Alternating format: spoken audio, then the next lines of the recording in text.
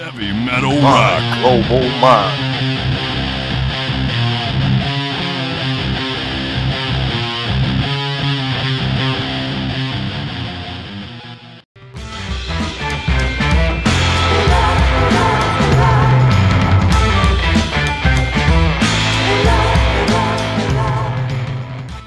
Hello, hello. How the devil are you? Hi, man. Feels like a little while since I last saw you. You looking well? I am looking well. I'm not feeling too well though. Oh dear, what's wrong with you? Just a little ill. Um, I've had a very busy couple of like 2 weeks, like without any pause. So I think I'm a little exhausted. Not much sleep. Well, you've turned into a punk rocker. Well, that's part of the problem. So I had 8 recording dates with a band at my studio from, 10 a.m. till about like 11 p.m., sometimes midnight, sometimes later, every day, 8 days in a row. And the day after that, in the morning at 7, I had a radio show like up north, so 2 hour drive. So I had to get up at like 4. And then and then right after that, the same day I had rehearsals with the punk band. Next day, same. And the next day I had the show, and I went to bed at 7:30 in the morning. Oh, grief. Oh, I saw your radio thing on I think it was either YouTube or Facebook. You look like you had a great time doing that. oh man, it was so fucking awesome. It was so much fun. Like we had, we rehearsed pretty good. We had a pretty solid conception of what we were gonna do. And then right from the first second we stepped on stage, everything was like out of the window and it was pure chaos. And our lead singer is kind of like a master of chaos and destruction. So it was so much fun. We played the same set 3 times. Wow, wow. So I should Yeah. say that I'm obsessed with your music. So is it timely that I should talk to you today because this arrived in my postbox this Oh, morning. really? Dude, that's awesome, man. Thank you And so much. also not that not that I'm too much of a fanboy, but this also appeared in my Oh, dude, so that's fucking incredible. Thank you so much for supporting me and us like that. yeah, well, I mean, I think it's going to be a while before I'll be able to get one of those in the UK. I mean, I hope you'll bring some over when you come over in April next year. But I wanted to get now. All I need to do is buy a record player, and then I can Sorry? listen. All I need to do now is buy a record player, then I can listen to it. You still don't have a record player. Yeah, well, even though I look old enough to have a record player, I don't have a record player. Well, to be honest, you look old enough to be from the CD generation, so Thank you very much. I don't. That won't win you any brownie points. What's that called? Browning points? Brownie points. You not heard the term Browning. brownie points? You know the chocolate brownies. So if you do someone a favor in the UK, you get brownie points, and that earns you extra cake. Okay, it has nothing to do with like licking someone's ass or Maybe in the Netherlands, but not here. not there. Okay, okay. I thought it was like Um, before I was going to obviously I'm here to talk to you about your album, Pablo. I should maybe ask you a bit about that Prego thing before we move on. What sort of prompted you to stray from soulful blues into to the world of punk? Well, first of all, like my record collection started with one album, and that was MC5's Kick Out the Jams. So, that, and pretty soon after that, Iggy and the Stooges' Raw Power. That is in a way like also music that I grew up with, and it's of course in a way it's also related to all the other stuff that I listen to. I mean, this is late '60s stuff, so it's always been there. And but last year I was at this Dutch music awards ceremony, and I live in a bubble. Like all the people around me that make music, and there's lots of them, they make like cool music in my opinion. Like stuff that we have like the same influences and we dig each other's stuff.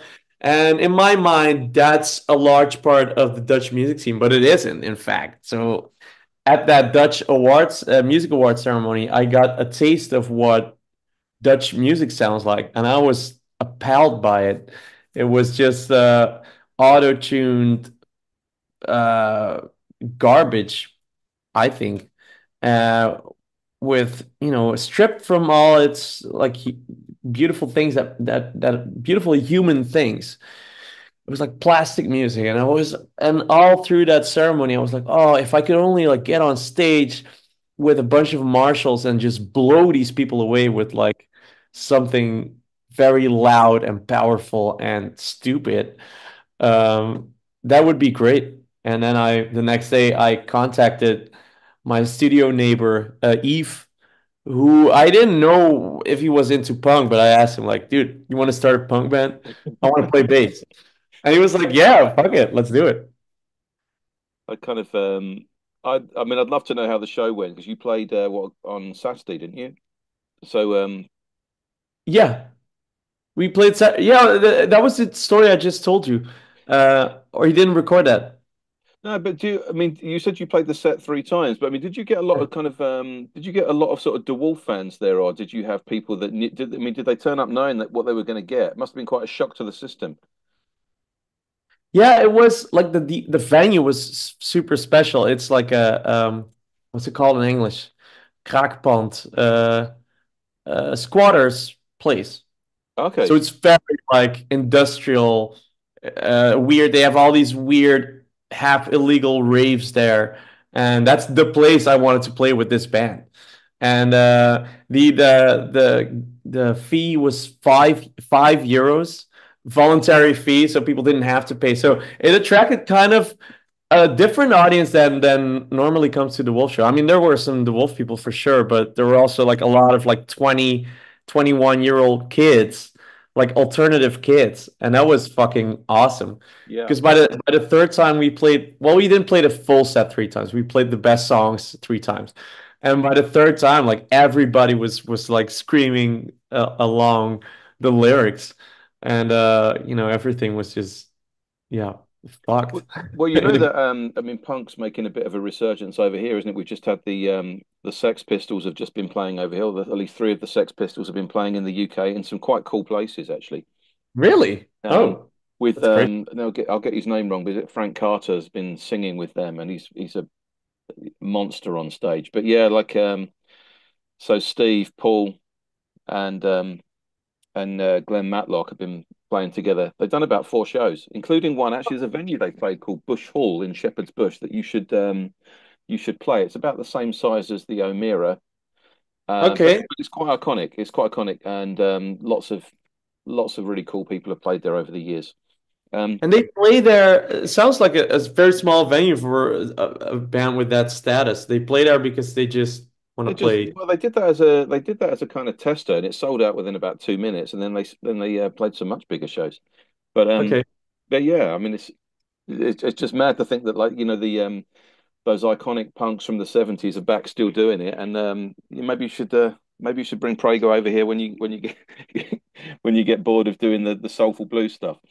Yeah. Maybe. Yeah, it's a fun side project. Let me kind of talk to you. Obviously, we're here to talk about Dewolf, but I mean, the last time I saw you was back at the beginning of the year, and you finished up at the O'Meara, and Yeah. that was your first kind of headline tour. I mean, you must be so pleased with how it went.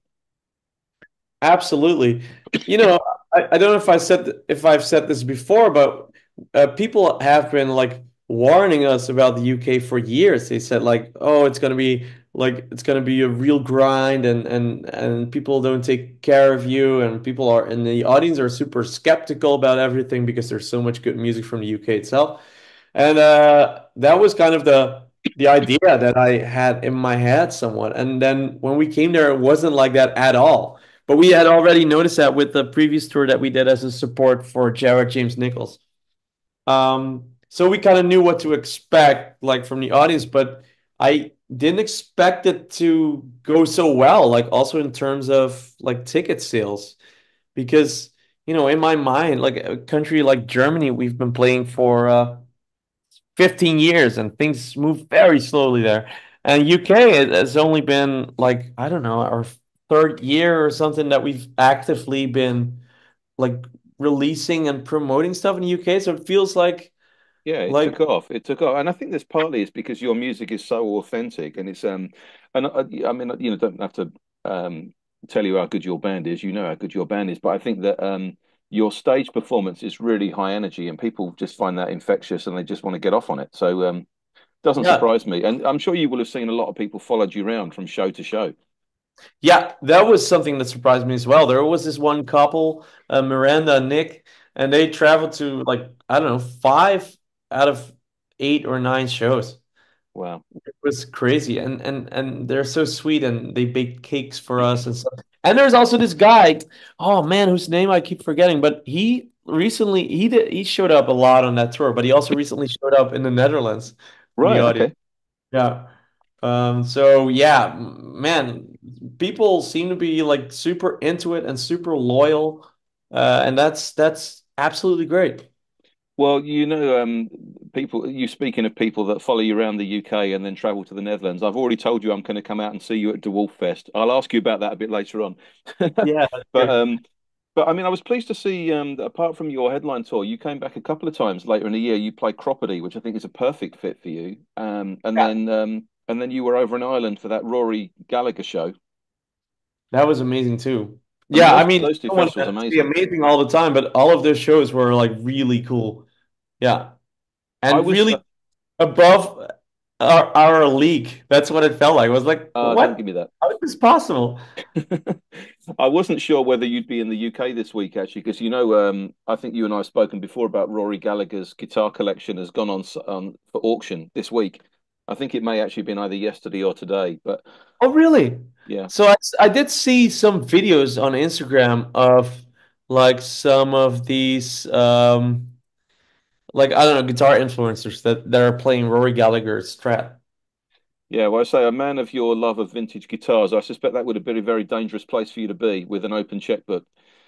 With an open checkbook, yes, but do you take 2,000 maybe? No. No, it's not dangerous for me because it's like way above. Like it's probably gonna sell for like 1 million or something, right? Yeah, I think.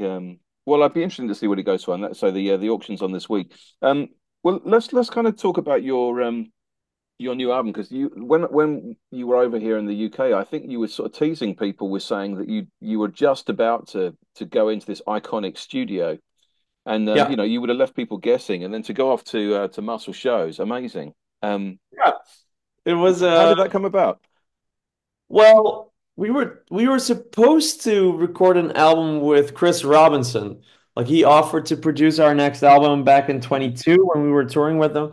And then those plans kind of fell through because they had the Aerosmith tour that was later canceled, but we didn't know that back then, of course. So we were like, okay, we need a plan B. But this idea to record at Fame, but also Muscle Shoals had been on my mind for a long, long time. Like I did a tour of the studios back in 2019, and I was like, oh my God, if we could someday record here, that would be a absolute dream come true. And so pretty quickly after Chris kind of turned us down, we decided let's go to Muscle Shoals Sound Studio. So I sent them an email and they responded like super warmly, said like, "Oh, our in-house engineer Chase, he already knows you and he digs the band and he could like engineer for you." And we were like, "Oh yeah, great." But at the same time, we were thinking like we were really looking forward to working with a producer again. Like it was gonna be Chris Robinson, since it wasn't gonna be him, we were thinking like, but who do we trust with this task? And then right around that time, Dylan LeBlanc, a big, a musical hero of ours, he grew up in that area, Fame, Muscle Shoals. He grew up in like at the Fame studio. Like he was always there doing writing songs and he was playing a show nearby, and I went to see him. And after the show, I said, "Hey, dude, we're gonna probably record at Muscle Shoals Sound. Do you think is that a good place?" And he was like, "Yeah, but you should definitely also go to Fame because that's like has continuously been a studio for 60 years, and you should work with Ben Tanner. He's the man." So I got his email address from Dylan, and then this was late November, and I sent him an email, and we got in touch, and we clicked, and then in May we were there. Wow. Well, there's so many iconic artists have written, recorded in those studios. I mean, Yeah. that must have been a bit of a dream come true for you to kind of go there. And I suspect that you probably feel the ambience when you walk in the building, don't you? Definitely. We walked in and at first, it's kind of overwhelming. It's like you're in a movie set, like this building that you've seen so many times before in video. You're there. I mean, I had been there before, but Luke and Robin hadn't. And then just the idea that we were gonna start recording there, like in tomorrow, the next day, was just crazy. And then we set up our stuff and we started playing, and pretty soon it felt very comfortable actually. And we started playing all these, like we were sound checking. We started playing all these classic songs that were recorded there, like "I Never Loved the Man," "The Way That I Love You," some Jimmy Hughes stuff, some Otis Rush stuff, and I just get goosebumps talking about it. Like to hear those songs in that room, played by us, was just crazy. So you were performing those songs. Yeah, yeah. But we were just like fucking around because Please tell me you recorded that. no, we didn't. It Oh, was just a sound check. Maybe I can ask Ben if he has it somewhere. But I hope not, because like in my mind, maybe when I hear it back, I'm like, oh doesn't sound how you remember it, no. no. So in my memory, it was like magical. Did you kind of go into that studio with the songs already kind of fully formed, or was there a period where you were kind of kind of jamming or improvising on the spot? Well, some songs were definitely like finished, uh, and some songs were, you know, um, purely like how you say it, songwriting wise. It didn't feel like. I mean, there's some bangers on there like "In Love" or "Ophelia" that we arranged in a way that I thought like, oh my God, this is fucking epic. Even, our demos. And there were some songs that was like, it's just like a blues thing. But I think it's gonna be really cool when we record it at Muscle Shoals Sound, for example. Yeah. And so those songs were kind of like tweaked very much like in the studio. And then there's at least one song, a Snowbird, uh that wasn't finished yet. We had all these parts and we're still figuring out like which part goes where. And the solo was like supposed to be like a big improvisation thing. So yeah, we yeah. Yeah, well, I'm pleased to hear you mention Ophelia. Ophelia was one of my favorite songs off the album, and I'll ask you about a few more of the songs in a minute. But that was one of my favorite ones, and I remember you telling me that you were listening a lot to a band called Redbone, Yeah. and the minute I heard that, I thought that's probably what you're referring to, all the sort of chanting at the beginning, quite Indian chanting, and then going into that kind of those crazy riffs and stuff. Great song. Yeah, thank you so much. Yeah, we were definitely, there was a point when we weren't sure yet that we were going to record at those places, that we definitely thought like our next record is going to be like fully Redbone. Every time we say something like that, it never ends up. Don't you need Uh, to wear headbands if you're going to do that? yeah, we should. Yeah. That's a great band. I fucking love them. That's one of the things I love about our chats, Pablo, is that you're introducing me to bands I've never heard of, and that's one I've gone back and I've listened to that album that you mentioned to me. So yeah, I mean, thank you for that. Um, Oh, very welcome. what did you when you were kind of putting this album together? What did you want it to kind of say, and kind of where was the influence for you?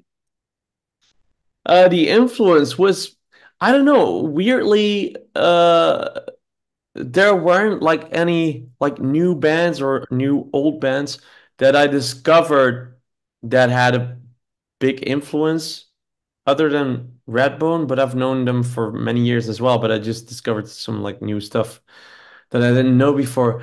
For the rest, it was just like I don't know where it comes from. Like inspiration for when we jam, cool stuff happens, and Yeah. and we try to find a balance between just playing that stuff like over and over again to tweak it, but also not overplaying it and keeping it special and precious.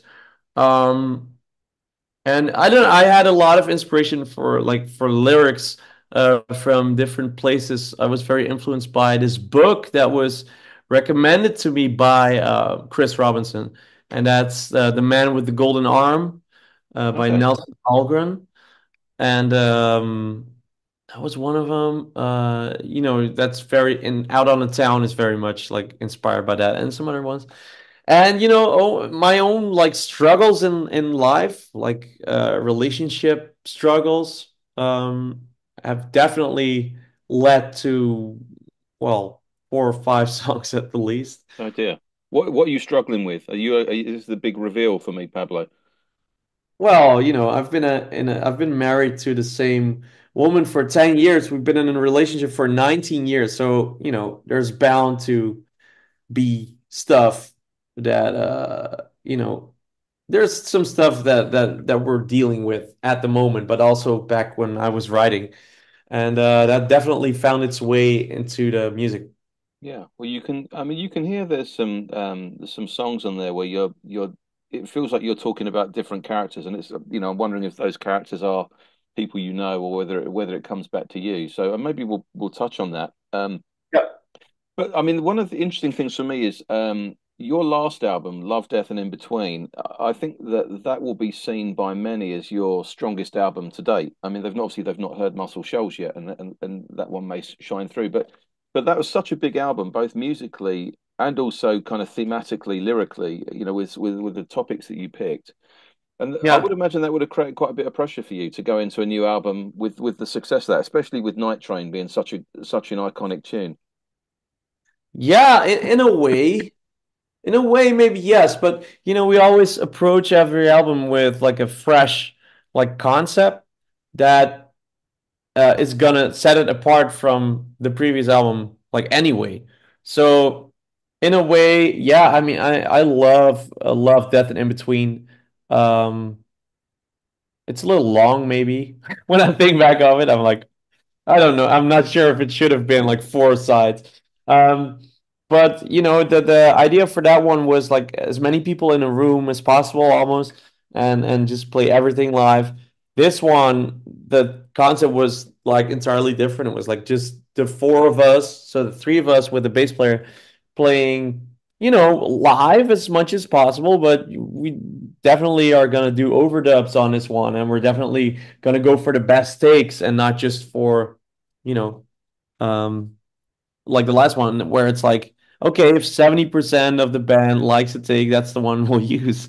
So many times I was like not satisfied with my vocal. I had to really like get used to it. And for this one, we were like, okay, let's make a real album again. Um, I love the so idea that you're sat there having a critical ear over Love, Death, and In Between when that's one of my favorite albums. wow, thank you so much. Yeah, I mean, I love it. It has a very warm place in my heart. Um, I don't.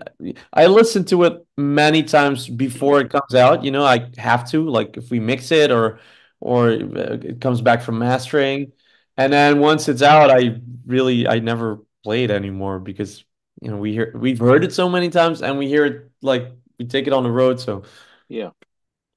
So the new album's out, I think on the 6th of December. I got that right.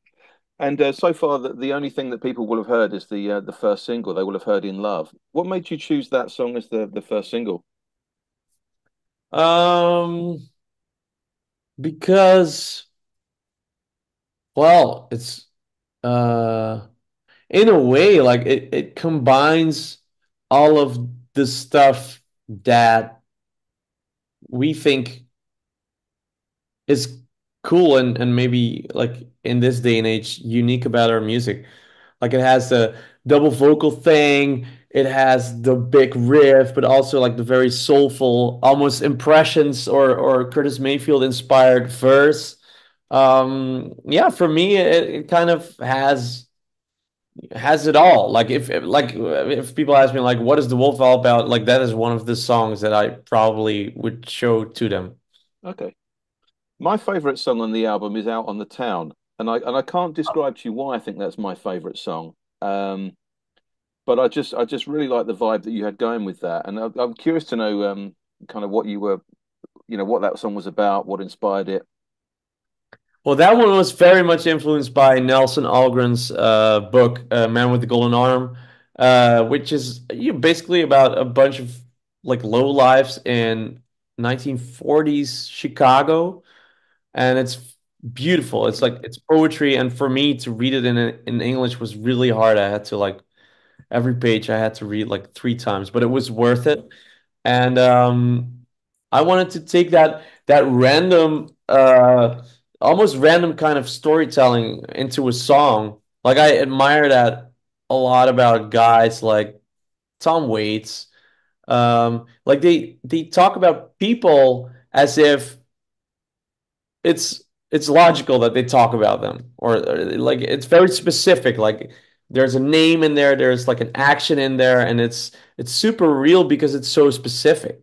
Like if somebody says like I was drinking whiskey in the back of my truck, I'm like, what? That's not something you say. Like what you could say, I don't know how to say that, but maybe like I don't know a bottle of whatever brand you're drinking, or like a slang word for that brand. In the back of what truck? Like, is it a Ford? Is it like a F-150 or whatever? Like, that's the kind of stuff that I'm always looking for in lyrics. And that also happened with Rosita, like on the last album. We were just going for like specific things. Like, I feel we should go in that direction. Let's fucking do it, and let's try to capture that as good as possible. And Out on the Town has like that kind of random action in it that is also like inspired by movies like I don't know, Licorice Pizza. It's a movie in which I've like these seen it. I didn't understand it. No, I mean I don't know if I understand it, but all these weird things happen. Like he gets picked up by the cops at a certain point, and it turns out to be like a mistake, but nobody explains it. It just happens, and you're like, wow. And that's what I wanted to go for in that song. Okay, that's unexpected. Um, well, you mentioned a couple of other songs that might have been inspired by relationships or your own relationship, and there's a couple of songs in there that I really enjoyed. Let's Stay Together is one, Yeah, and Ships in the Night is another one I really enjoyed. But yeah. I mean, how much of yourself do you think has infiltrated itself into the lyrics and the content of the songs, do you think? Well, that really depends. Like sometimes a song is super autobiographical, and other times, like Out on the Town, is just like it's a story. It's like a movie for me. Like, yeah, I made this movie about blah blah blah blah blah, and then somebody asked you like, "Oh, did you experience that yourself?" And I'm like, "No, it's a movie. It's a story." A song like "Let's Stay Together" is super personal. Like, it's probably the first song ever that I was like, I was crying writing down when the words like came to me, and I think yeah, it's the most like direct autobiographically emotional song that I ever wrote. And then what's the other one you said? Ships in the Night. Yeah. Ships in the Night is kind of in between because it basically it's about like the struggles of being on the road.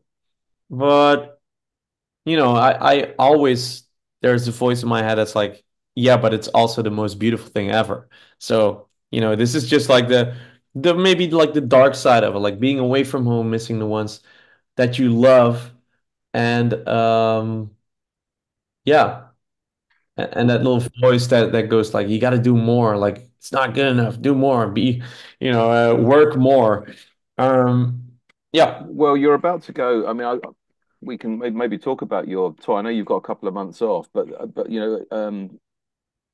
pretty much from your Dewolff Fest show at the beginning of December, you're then literally out on the road for about 3 months solid, aren't you? I mean, yeah. you're going to take a photo of your flat or your home, so you know what you remember what it looks like. Um, but but yeah, I Well, mean, you've already had a busy year, haven't you? And I think that's going to be a lot of shows. true, but maybe also like for example, like the January shows and part of the February shows are all Dutch shows. And you got to understand when we play the Netherlands, like the country's so small, like we drive there and back like in one day. Um, like if we play a show in Eindhoven on the 24th of January, it's I leave home at 12 at noon, and then I'm back home like at 3 in the morning. So it is a tour, but it's not like being away like It's for a not week. being in the UK for a week or anything. So Yeah, and then we are doing like some Spanish shows and French and Germany, and then we'll be away from home, yeah, for sure. And UK tour. But touring in the Netherlands is kind of weird. It's kind of like it's like many one-off shows. Like yeah. yeah. What's I mean, as I said to you, I'm going to come out to Dewolff Fest, but what can what's that like? I mean, it's the second time you've done it. It must have you must have got the bug. Yeah, it's indoors. That's good to know. Don't bring your warm clothes. How big's And the it venue? well, the main hall that we're using is 3,000, and then there's another hall upstairs. Like it's this big venue with all these different venues inside, basically. The Okay. one upstairs is 700, but we can only sell like 3,000 tickets because everyone has to fit in the main hall when the headliner is playing. Uh, and we've got all these bands. Most of them are friends of ours that just make great music, but we've also got a really cool stuff on the side. Like we got our own brand of beer, and we got a live jam session that's being recorded straight to cassette, I think. People can buy it like right there and then. And we got a Tascam tape set up so people can make their own Tascam tape. And what else? Like we got a New Orleans piano player that plays at a cocktail bar where Robin mixes the cocktails. And Wow. Well, this is it's going to just be really eye-opening for me because having only seen you play venues in the UK and a lot of those venues have been a lot smaller, a couple of hundred people while you're still building your fan base. But I think to see you in a venue with 3,000 people is going to be quite an experience. I'm really looking forward to it. yeah, it's gonna be something. In the last sort of couple of minutes that we've got before this link turns off, Pablo, I mean, obviously you're back over here in the UK in April, and you've I think you're only playing about 6 dates this time round, but you're playing some much bigger shows, aren't you? So that must give you the confidence, having been here before, that you're starting to build the audiences and things are starting to go really well for you over here. Yeah, I'm so looking forward to it. It's like it's one of those things like on the horizon. It's like we're going to the UK and we're gonna do like some serious shit over there. That's again, it's crazy for us. It's not something we saw coming. How's that going to how's that going to change the sort of dynamic of the stage show for you as you play bigger and bigger places? Obviously, you've told me in the past that you've played these bigger shows in the Netherlands and you've had backing singers and a bass player and you've all sorts of, it's been a much larger band and over here you've largely toured just as a three piece. So Yeah. how will that change as the venues get bigger for April? You still continue as a three piece? Yeah, we're still gonna do those as a three-peat. Okay. Because in a way it's also the balance thing is really cool for us. Like we love playing with the big band, but then what's really cool about the three of us is we're super like we can go anywhere at any time because Yeah. it's like a triangle. Like we all see each other and we can move like super yeah as one. Yeah. Whereas with the band you have to there's some jam stuff in there for sure, but it's different. Like it's more a little more rehearsed, I would say. I hate that word, but it's it's less it's less crazy in a way. Yeah. Well, I mean, I'd be interested to see how you're going to translate it. Given you just said that the Muscle Shoals album, you've had a bass player playing on that song as well. So you'll have to adapt the songs for when you perform them live, presumably. Yeah. Yeah. Yeah, definitely because yeah, Robin has to study all those bass parts with his With left his left hand. hand, yeah. Yeah. It's crazy. I don't know how he does it. He's probably already like practicing for it. Um, I just show up with my guitar and I know the chords and the lyrics. Well, look, before this link turns off, and you and I can keep chatting for a couple of minutes after we wrap up, but just your UK tour is on sale now. Maybe just tell people where can people get the album? Where can people get the tickets from? That's a good question. I don't know. I think the best way to figure all that out is going to our website because I don't know if that's the case now, but definitely in I'll put the links. Don't worry, I'll put the links at the bottom of the bottom of the website when I post this. So to our website, there's definitely you land on a page that says click to order. Like it's one big um advertisement basically. And then we got the tour dates at the bottom with ticket links and everything. Wow, that's awesome, crazy. awesome. Well, look, Pablo, I think people are going to love your album. I think people are going to love seeing you back over in the UK in April. So I wish you every success with that. Thank you And so much. thank you so much for talking to My Global Mind again. Of course, man. It was an absolute pleasure. Heavy metal My rock. global mind.